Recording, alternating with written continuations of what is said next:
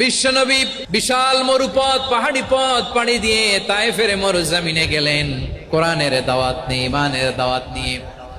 কিন্তু তায়েফের লোকেরা বিশ্বনবীর দাওয়াতকে শুধু প্রত্যাখ্যান করেই থামে নাই, তারা বিশ্বনবীর সাথে অত্যন্ত খারাপ আচরণ করেছে।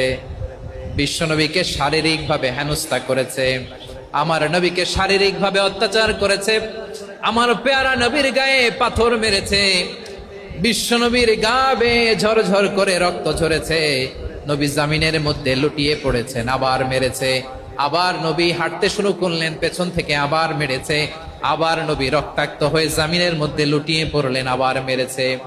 বিশ্বনবীর মতো এত সুশ্রী মানব, বিশ্বনবীর মতো এত শুভ্র মানব, বিশ্বনবীর মতো এমন চমৎকার দেহাবয়ব দিয়ে রব্বুল আলামিন কাউকে বানান নাই।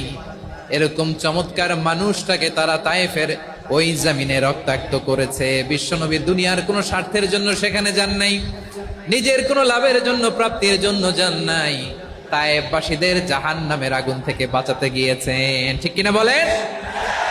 খেয়ে না খেয়ে দিনী প্রচারের কাজে নিজেকে দিয়েছ বিলিয়ে, তায়েফের কাফিরেরা চিনল না সে আলো, দুষ্ট ছেলেদের পিছু দিল লেলিয়ে, পাথরের আঘাতে ক্ষত বিক্ষত হয়ে সারা শরীর থেকে রক্ত ঝরে। এ রাসূল তোমাকে ভুলি আমি কেমন করে, এ রাসূল তোমাকে ভুলি আমি কেমন করে। পারেন না আপনারা?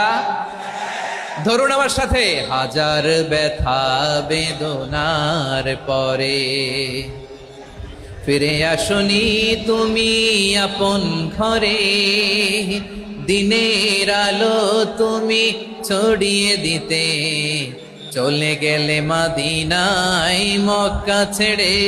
হে রাসূল তোমাকে ভুলি আমি কেমন করে, হে রাসূল তোমাকে ভুলি আমি কেমন করে। ঠিক কিনা বলে? প্রিয় ভাইরা, তায়েফের ছেলেরা নবীকে রক্তাক্ত করলো।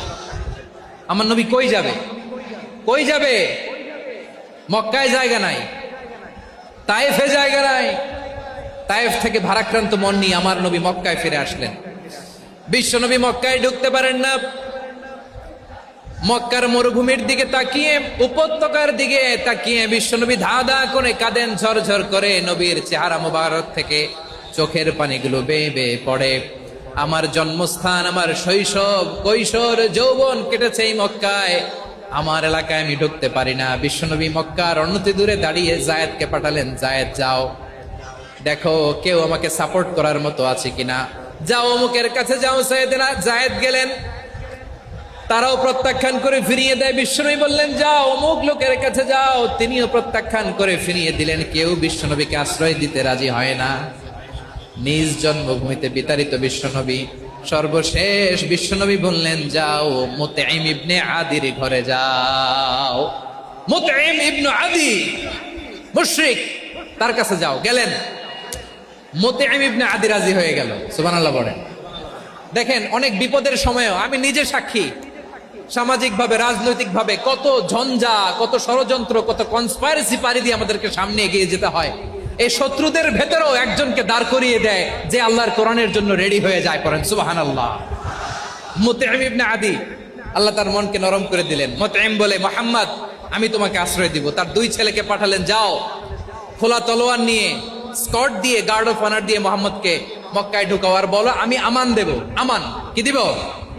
আমান মানে সিকিউরিটি, নিরাপত্তা। সিকিউরিটি ছাড়া, আমান দেওয়া ছাড়া কেউ থাকতে পারতো না মক্কায়। দুই ছেলে বিষ্ণু ইসা ইসলামকে নিয়ে আসলো। নবী কাবার চারদিকে তাওয়াফ করলেন, নামাজ পড়লেন। আবু জাহেল, উতবা, শাইবা, ওয়ালিদ ইবনে মুগীরা সবাই দেখে, কেউ কিছু করতে পারে না। কারণ মুতঈম ইবনে আদি ঘোষণা দিয়েছেন আমি মুহাম্মদকে আমান দিয়েছি, মুহাম্মদের গায়ে যেন কেউ স্পর্শ না করে। আওয়াজ করে পড়েন সুবহানাল্লাহ। নবীর এই বিপদ কালে মুহূর্তে মুতঈমের হৃদয়টারে নরম করে দিল কে? আচ্ছা, লালমনির হাটের ভাইয়েরা বলেন, এই মুতঈম কি মুসলিম ছিল না মুশরিক? সবাই বলতে হবে মুসলিম না মুশরিক। তাহলে মুশরিকের কাছ থেকে নবী পলিটিক্যাল অ্যাসাইলাম, আধুনিক রাষ্ট্রবিজ্ঞানের ভাষায় পলিটিক্যাল অ্যাসাইলাম, যেটাকে বলে রাজনৈতিক আশ্রয়, উনার আমান বা নিরাপত্তার এই ঘোষণায় তিনি মক্কায় ঢুকলেন। যতদিন নিরাপত্তা ছিলেন। মুতিম যখন মারা গেল, বিষ্ণু ইসলাম হিজরত করে মদিনায় চলে গেলেন, সুবহানাল্লাহ। কিন্তু মুতিম যে বিশ্বনবীর উপকার করছে এটা বিশ্বনবী ভুলে নাই। আমাদের অনেকে আছে উপকার করার পরে আর খেয়াল থাকে না, খাওয়ার পরে গলা দিয়ে নামলে আর খেয়াল থাকে না, এরকম আছে না নাই? আমার নবী ভুলে নাই। বদরের প্রান্তরে 70 জন কাফেরকে যখন বন্দী করে বিশ্বনবীর সামনে হাঁটু গেড়ে দাঁড় করানো হলো, বসানো হলো, 70 জন কাফের। কয়জন? বিশ্বনবী তাদের দিকে তাকিয়ে বললেন, সহিহ বুখারীর বর্ণনা, লাউ কানাল মুতঈম ইবনে আদি হাইয়ান সুম্মা কাল্লামানি হাউলাইন নাতনা লা তারাকতুহুম লাহু। বদরের প্রান্তরে 70 জন বন্দী কাফিরের দিকে তাকিয়ে আমার নবী বললেন, আজকে মুতঈম ইবনে আদি যদি বেঁচে থাকতো আর তোমাদের 70 জনের ব্যাপারে যদি মুতঈম এক বাক্যে একটা সুপারিশ করত, তার সম্মানে আজকে তোদের সবাইকে আমি মাফ করে দিতাম। সুবহানাল্লাহ নাই? ওই যে চিল্লাচিল্লি যে কথা বোঝে নাই, কোন জিনিস মিস করছে ওরা নিজেরাও বোঝে নাই। বিশ্বনবী মুতঈমের এই সাহায্যের কথা বলে নাই। 70 জন মুশরিক হাঁটু গেড়ে বসা, নবী চাইলে এখনই এক্সিকিউশন অর্ডার দিতে পারে। তিনি বললেন, আজকে যদি মুতঈম বেঁচে থাকতো আর মুতঈম যদি তোদের জন্য সুপারিশ করতে, এই আবর্জনাগুলোর ব্যাপারে সুপারিশ করতে, আমি মুহূর্তেই তোদেরকে এমনি মাফ করে দিতাম। এবার বলেন, ইসলাম কি ন্যারো মাইন্ডেড না ব্রড মাইন্ডেড? শুধু তাই নয়, যাকে যে সম্মান দেয়ার আমার নবী দিতেন, হোক আস্তিক হোক নাস্তিক, হোক মুসলিম হোক অমুসলিম। বিষ্ণু ইসলাম যখন রোমান সম্রাটের কাছে চিঠি লিখেছেন, আমার প্রিয় লালমনিরহাটের ভাইরা, অল্প কয়েক মিনিট কয়েকটা জরুরি কথা বলবো, এদিকে তাকান, এদিকে তাকান। রোমান সম্রাটের কাছে বিশ্বনবী যখন চিঠি লিখলেন মিন মুহাম্মদ রাসূলিল্লাহ ইলা হিরাকলা আযীমির রোম। মুহাম্মদের পক্ষ থেকে হিরাক্লিয়াসের কাছে, যিনি হচ্ছেন আযীমির রোম। এটা নবী নিজ থেকে বানায় লিখছেন, অতিরিক্ত সম্মান দিয়ে। কোন রাষ্ট্রপ্রধান যখন আসে তাদেরকে আমরা কি বলি জানেন? তার নামের শেষে HE এটা লিখতে হয়, H.E. মানে হিজ এক্সেলেন্সি। কি লেখে? হিজ এক্সেলেন্টি, অথবা ইউর হাইনেস, ইউর ম্যাজেস্টি। দেখেন, বিশ্বনবী সাল্লাল্লাহু আলাইহি ওয়াসাল্লাম সব নবীদেরও নবী।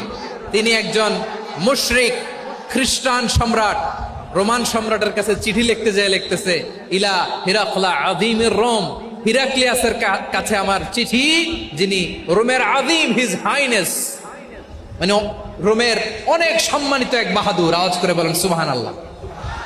তার মানে যাকে যে সম্মান দেয়ার এটা বিশ্বনবী দিতেন। এমনকি যে ইহুদিরা ভালো ছিল, এই ইহুদিদেরও প্রশংসা করেছেন বিশ্বনবী মুহাম্মদুর রাসূলুল্লাহ সাল্লাল্লাহু আলাইহি ওয়াসাল্লাম।